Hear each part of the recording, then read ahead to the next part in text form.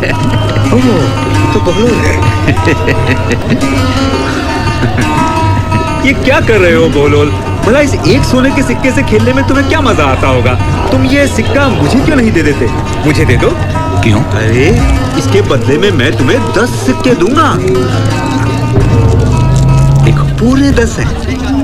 अच्छा ठीक है, मैं तुम्हें ये सोने का सिक्का देने के लिए तैयार हूँ, मगर एक शर्त पर। वो क्या? पहले तुमको गधे की तरह ढेंचू ढेंचू की आवाज निकालनी होगी।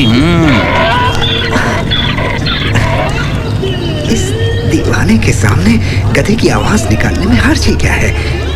कम से कम सोने का सिक्का तो मिलेगा। ठीक है, मैं तैयार हूँ।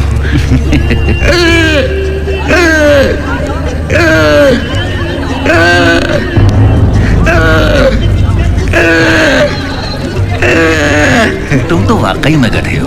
क्या मुझे भी अपनी तरह समझ रखा है, जो मैं अपना सोने का सिक्का देकर तुमसे ये पीतल के सिक्के ले लूं? भाई मैं दीवाना हूँ, गधा नहीं। क्या देख रहे हो तुम लोग? चलो अपने अपने काम पे।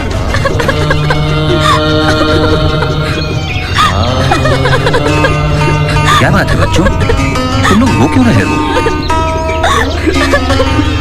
मुझे अपनी परेशानी बताओ। मुमकिन है मैं तुम्हारी कोई मदद कर सकूं? हमारे साथ बहुत बड़ा धोखा हुआ है। किसने किया ये धोखा? काजी मामुद्दीन ने। आओ मेरे साथ।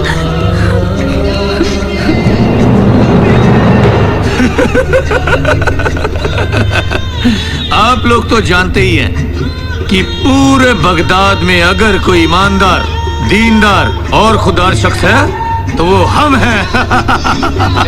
ऐ इब्लीस की बस्ती में बैठने वालों, क्या तुम्हें रोज़े आखिरत अल्लाह और उसके रसूल को मुंह नहीं दिखाना है, जो इस काजी की हाँ में हाँ मिला रहे हो? काजी इमामुद्दीन पूरे बगदाद में सबसे बड़ा बेईमान, मक्कार और शैतान शख्स गर है तो वो तुम हो।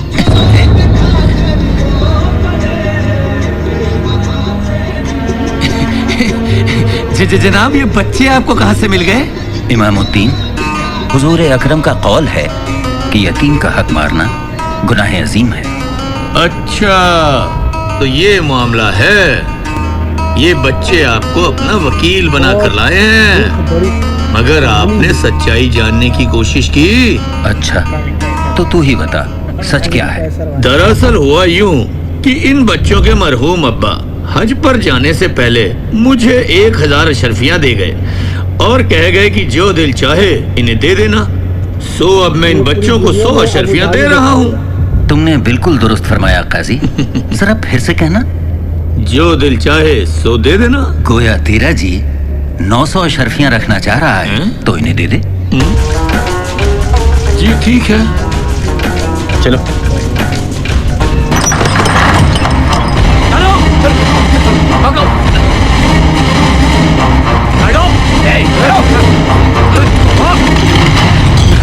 छोड़ो इसे, क्यों मार रहे हो? आलिजा, ये आपके तख्त पे बैठा हुआ है, किसी तरह से उठने का नाम ही नहीं ले रहा, इसलिए हमें थोड़ी सख्ती बरतनी पड़ी। बहलोल, तुम्हें तख्त पर बैठने की क्या जरूरत थी? मैं तो तुझे आईना दिखाना चाहता था हारून।